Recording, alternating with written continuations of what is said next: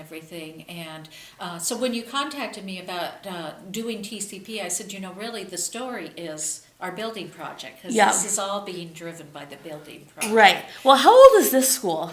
This school is 62 years old. Correct, John? Did I? 1952, Yeah. I think it was his opening year.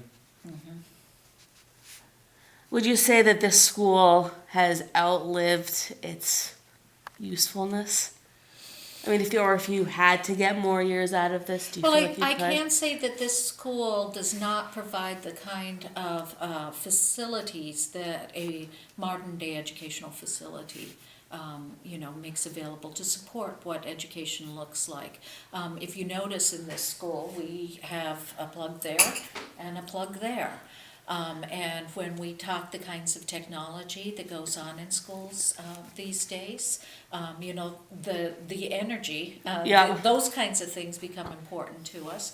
And, I think that John can talk more about our capacity to even renovate this building, because we have information around the renovation. But if you know TCP, the gym's very small. Yep. The stage was converted. They put some additional space. We don't really have, we have some space that we converted to be a library. And John's crew did a nice job with that a couple of years ago.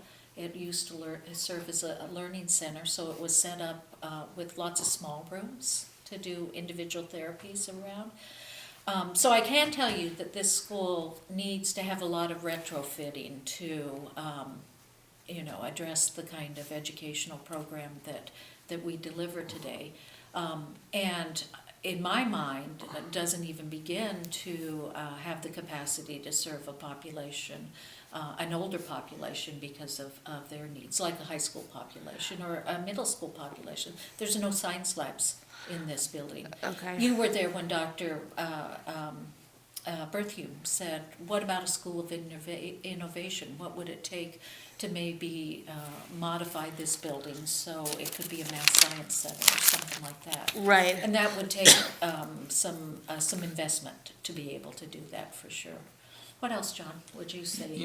That in general, after you get about 50 years of use on a building, Yeah. you're at a point where you need to kind of renovate it to get the next big, long span of life on the building. So, for Lunenburg, our master plans, at least over the last 15 years, have said, look, you have major issues, and the school department has moved on some of these, and town has moved on some of these, such as the construction of Lunenburg Primary School.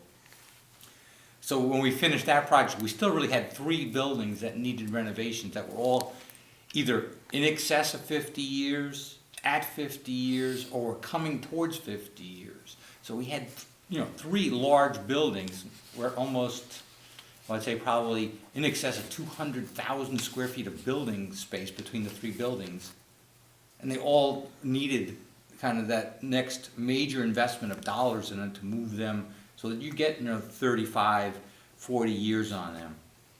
So, so at the point that we are right now, where we're substantially into the investigation on what to do about Lunenburg High School, these other 2 buildings, the Passios and the Turkey Hill Middle School, they figure into that decision. Because you look at this and say, well, okay, right now we're looking at the high school and a high school middle school option.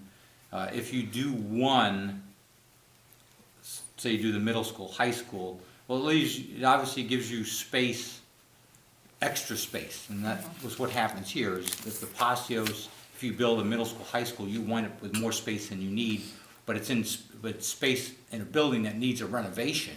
Right. If you want it to go on further.